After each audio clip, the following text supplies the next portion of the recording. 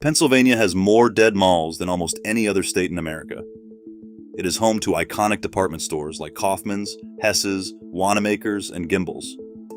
From 1986 to 2017, American malls closed at over 750 per year. By 2022, only 700 large malls remained. These 13 ghost malls tell the story of America's retail collapse. We're counting them down from 13 to 1, each one deeper into ruin than the last. And number 13 did not fall to bankruptcy or the wrecking ball. It fell to something far quieter, the air itself. In the 13th place, Exton Square Mall in Chester County stands not as a financial casualty, but as a victim of its own failing lungs.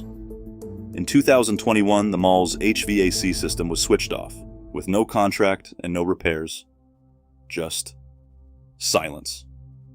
With the air stilled, humidity crept in, and within months mold began to bloom across ceiling tiles and food court benches.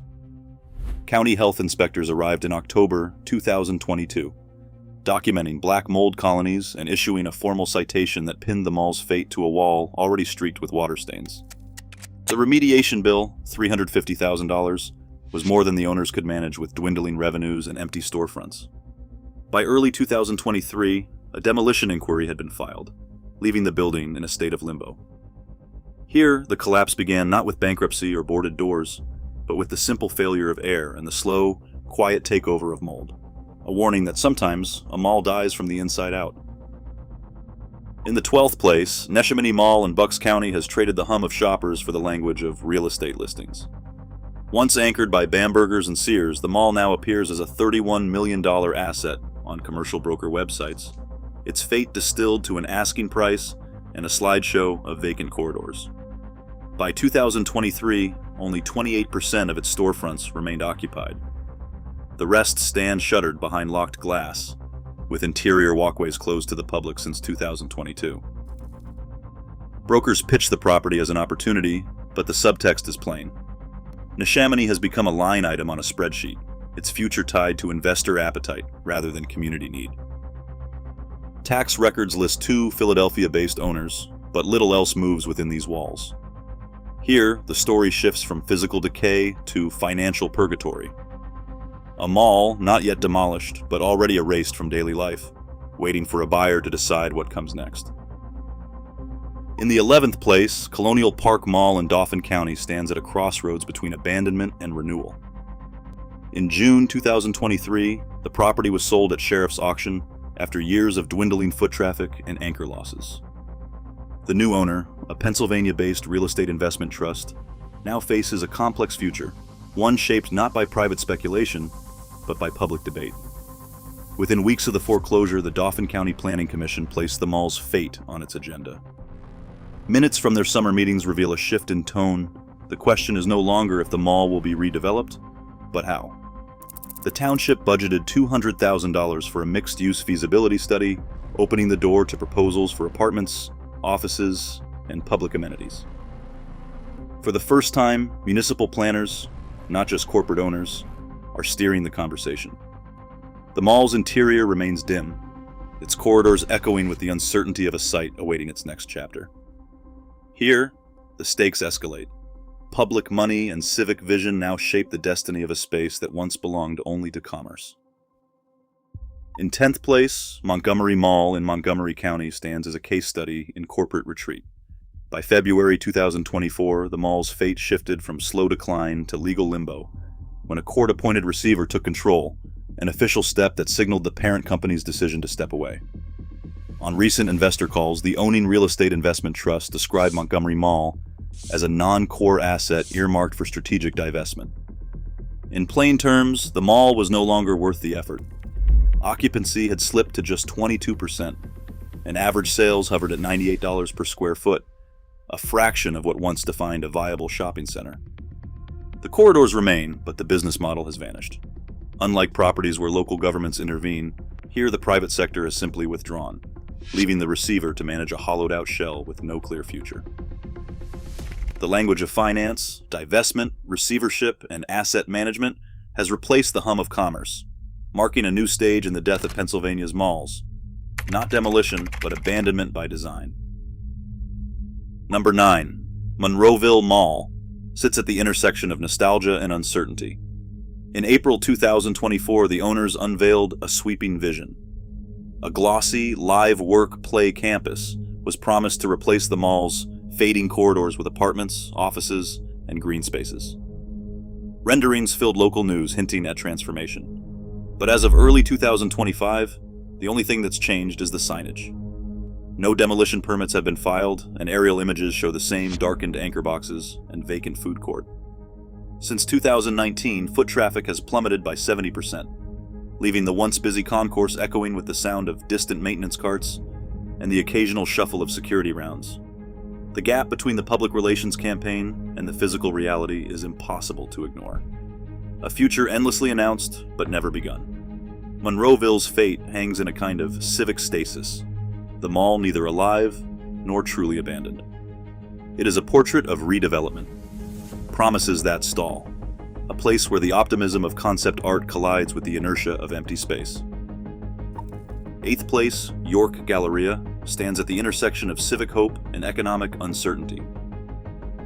In 2023, the York City Council convened with a bold agenda to transform the hollowed-out mall into a new kind of town center. Council minutes capture the ambition. Proposals call for a grocery store anchor, municipal offices, and a public greenway threading through the property. The numbers on paper are stark. Only 18% of storefronts remain occupied, with the rest shuttered behind security gates. Yet the language in those meetings is strikingly optimistic.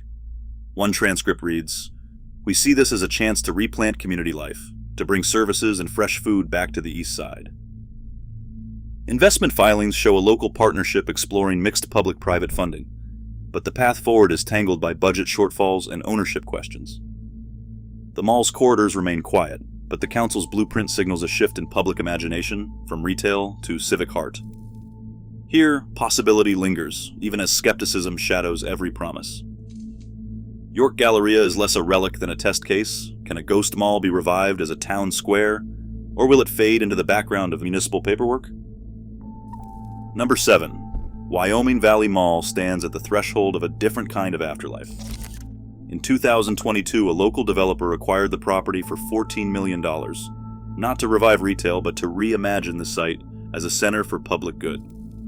Concept memos and press kits reveal plans for a sprawling public library, a 10-acre senior living complex, and flexible spaces for community services, an intentional shift from shopping to social care. The mall's interior, now 85% vacant, offers a stark canvas. Corridors that once echoed with the sound of cash registers now serve as placeholders for reading rooms and wellness clinics. Early renderings show skylights repurposed to bring daylight into study nooks and anchor boxes mapped for affordable housing. This blueprint does not chase nostalgia or developer profit. It proposes a soft landing for a failed mall, with library cards replacing credit cards and civic life, filling the void left by commerce. Before the list turns toward harder industrial conversions, Wyoming Valley Mall offers a quietly hopeful glimpse of what a ghost mall might become when the focus shifts from profit to people. Number 6, Pittsburgh Mills, stands as a monument to overreach, a mega mall that never found its footing.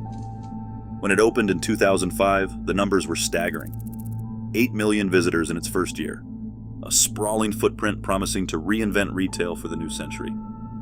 But as the echoes of the grand opening faded, reality set in. By 2011, annual foot traffic had collapsed to less than 2 million. The 2008 recession hit hard, but the warning signs were there from the start. Too much space, too few anchors, and a region already saturated with shopping options. By 2016, the property was in foreclosure, and it was auctioned at a sheriff's sale for just $100. Today, more than 70% of the interior sits in darkness, corridors sealed off behind security gates. Pittsburgh Mills offers a cautionary tale. When ambition outpaces demand, even the grandest developments can become empty shells almost overnight. The lesson here is clear. Scale alone cannot guarantee survival, especially when the tides of retail are already turning. Number 5. Great Northern Mall stands as a map pin in Pennsylvania's wider story of retail decline, a ghost mall not for its singular drama, but for how perfectly it fits the pattern. Located in western Pennsylvania, Great Northern reached 90% vacancy by the time it closed its doors in 2018. The surrounding county lost 15% of its population between 1990 and 2020, a drop that traces the same downward curve as the mall's foot traffic. On the Dead Malls database, Great Northern appears in the heart of a dense cluster, a heat map of abandonment that stretches across the state's post-industrial belt. Here, the mall's empty corridors and shuttered storefronts are less an isolated failure than a symptom of something structural: the slow unraveling of local economies, the migration of families, and the fading relevance of the suburban shopping center. Unlike properties where a single event triggered collapse, Great Northern's decline is statistical, almost clinical, a case study in how shifts in population and industry quietly hollow out the spaces that once defined community life. This is where the list pivots from isolated stories to a statewide pattern, setting the stage for the specialized repurposing experiments that follow. Number 4, Shenango Valley Mall marks a turning point where retail memory gives way to industrial pragmatism. In early 2024, after years of dwindling tenants and empty corridors, the property was sold for $9 million, not to a developer promising new shops or apartments, but to a logistics consortium with a singular plan: erase the mall's footprint and raise a 400,000 square foot distribution center in its place. At the time of sale, vacancy stood at 85%, with only a handful of stores clinging to life beneath flickering lights and stained ceiling tiles. The redevelopment filings, submitted to Mercer County, lay out a future defined not by commerce or community, but by freight schedules and loading bays. The site's location, just off Interstate 80, is now prized for its access to regional trucking routes rather than any remaining retail draw. Freight demand analysis projects a steady stream of tractor trailers, where families once strolled between anchor stores. In the shadow of this transaction, the mall's role as a social hub is not simply diminished, it is overwritten, the promise of jobs and logistics supplanting the vanished rhythms of suburban shopping. Here, the shift is total, from gathering place to industrial node, a final erasure of retail's lingering presence. Number 3, the marketplace at Steamtown stands on the threshold between memory and erasure. Once a downtown landmark anchored by Hess's and later Kaufmann's, Steamtown has spent the last decade in slow retreat from retail, its corridors gradually hollowed out by office conversions and municipal tenants. By early 2025, the numbers are stark. Retail vacancy has reached 95%, while the office wing, carved from former department store floors, boasts a 70% lease rate. But now, even the bones of the old mall are set to vanish. In January 2025, the property's owners filed a demolition permit for the last remaining retail wing. The language is bureaucratic, selective demolition, but the meaning is clear. The mall's physical fabric will be dismantled wing by wing, corridor by corridor, until nothing remains of the original structure. Municipal permit files outline a phased timeline, with the first walls slated to come down before summer's end. Here, the process is not just economic, but literal, an act of subtraction that foreshadows a total site wipeout. Steamtown's story is still unfolding, but the arc bends toward disappearance. As the demolition crews prepare to erase the last traces of retail, the mall's legacy slips further from memory, leaving behind only blueprints and permit numbers where community once gathered. In the second place, Squealkill Mall stands as Pennsylvania's most haunting lesson in how reinvention can fail twice on the same ground. The original mall opened in 1980. It was once the commercial heart of the coal region, its corridors lined with the promise of Hess's, Kmart, and a cinema that drew families from miles around. By the late 1990s, anchor stores had vanished, and the final tenant closed its doors in January 2018. Demolition crews arrived within weeks, erasing nearly 4 decades of retail memory. But where most dead malls fade into overgrown lots or redevelopment limbo, Squealkill's story took a sharper turn. In 2020, a sprawling 1 million square foot warehouse rose from the rubble, pitched as a new engine for local jobs and economic revival. Just 4 years later, that warehouse too was shuttered, its closure attributed to a glut of industrial space and evaporating demand. Local job loss reports estimate up to 200 positions disappeared overnight. The site now sits behind chain-link fencing, empty again, a double scar on the landscape. Schuylkill Mall's trajectory, from retail hub to demolished shell to warehouse to nothing, marks the deepest wound in Pennsylvania's retail collapse. It is proof that even bold attempts at renewal can leave a community emptier than before. And finally, in first place, Century 3 Mall stands as the cathedral of Pennsylvania's retail era, a monument now reduced to echoes and ash. Built atop the slag hills of West Mifflin, the mall's very foundation was forged from the remnants of Pittsburgh's steel age, as if the region's industrial past was destined to shape its commercial future. When Century 3 opened its doors in 1979, the numbers were staggering: 2.2 million square feet on a single level, parking for 10,000 cars, and a marketing campaign that promised a new kind of suburban gathering place. At its height in 1995, the mall drew an estimated 30 million visits a year. Families, teenagers, and retirees weaving through corridors lined with Kaufmann's, JCPenney, and Macy's, the hum of the food court mingling with the scent of fresh pretzels and the flicker of arcade lights. But the arc of Century 3 was always tethered to larger forces. As the steel mills faded, so did the local economy. Anchor stores closed one by one, and vacancy crept in like rust. A devastating fire in 2019 consumed 80,000 square feet of the former Sears wing, sealing off a section that had already fallen silent. The blaze left behind blackened girders and a lingering sense of finality, a physical wound on a site already marked by loss. In 2022, a regional developer acquired the property, and by 2024, phased demolition was underway, with plans to erase the last traces of the mall by 2026. Century 3's demise is more than a story of retail collapse. It is a requiem for a community space that once bridged generations and backgrounds.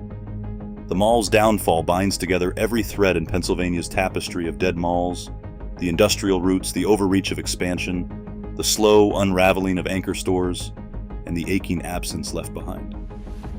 As the walls come down and the echoes fade, Century 3 endures as both symbol and warning, a reminder that the spaces we build to gather can vanish, leaving only memory and ruin in their place. Across all 13 empty malls, one truth emerges. These silent corridors aren't just casualties of changing habits. They are monuments to the vanished heart of American suburbia. Today, their emptiness echoes the collapse of icons like Kaufmann's and Gimbel's, reminding us how quickly community anchors can become relics. In Pennsylvania, these ghost malls are not just ruins, they are warnings for every place that once felt too busy to fail.